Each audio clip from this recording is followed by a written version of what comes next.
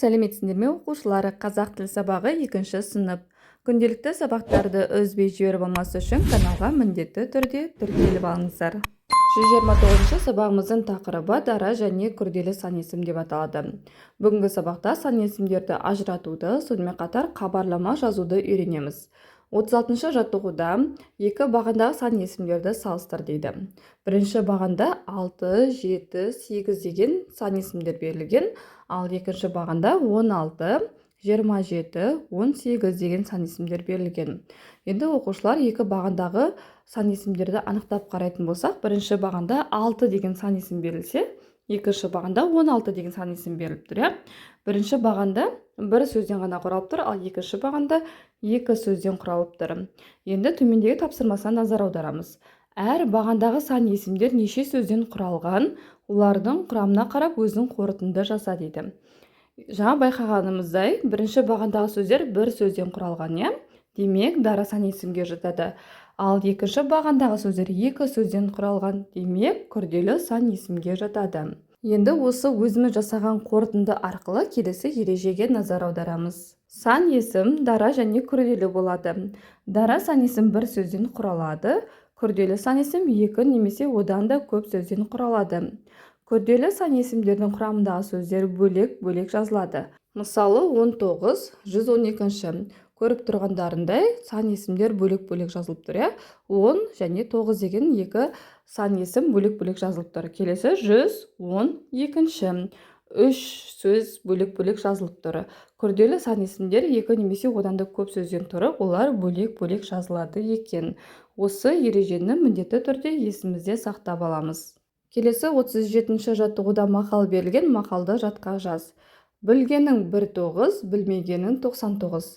Осы мақалды жаттап алып, дәптерімізге әдемілеп жазып шығамыз.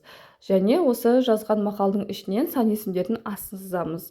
Сан есімдерге 19 деген жатады және 99. Осы сан есімдердің астын сызып қоямыз. Содан кейін мақалдың мағынасын түсіндір дейді. Мағынасы адамның білгенінен білмейтіні көп екендігін айтады. Себебі барлық затты білу, меңгеру мүмкін емес. Сондықтан біз күн сайын жаңа нәрсе білуге тырысуымыз керек. Келесі 38 жаттығуда көп нүктені орнына тиісті сөзді қойып, өлеңді көшіріп жаз дейді. Бізде тиісті сөздерде жан-жағында бұлттардың ішінде жазылған сөздер берілген. Осы сөздерді орнатып шығамыз. Бізде берілген сөздерге байтақ, жерінде және ата деген сөздер берілген. Енді осы өлеңнің ұйқасына қарай тиісті сөзді қойып шығамыз. Ата мекен, байтақ екен, жерінде кен. Осы берілген өлеңді дәптерімізге әдемілеп көшіріп жазып аламыз. Сабағымызды әрі қарай жалғастырамыз. Шығармашылық үзіліс 39 жаттығу. Балалар демалыс күні тауға бармақшы болды. Сол сәтте оларға хабарлама келді. Оны оқыған балалар серуенді кейінге қалдырды. Қандай хабарлама келді деп ойлайсың? Берілген үлгі бойынша өзің хабарлама жазып көр. Үлгі ретінде төменде хабарлама берілген. Сол хабарламаны оқып көреміз. Хабарлама: демалыс күндері тауға серуендеуге шығуға болмайды. Қар көшкіні жүру қаупі бар. Ауа райын зерттеу орталығы. Енді оқушылар осы берілген үлгі бойынша өзіміз хабарлама жазып көреміз. Тақырыбы хабарлама: демалыс күндері тауға серуенге шығуға болмайды. Қатты жел соғып, жауын-шашын күтілуде. Сел жүру қаупі бар. Ауа райын зерттеу орталығы.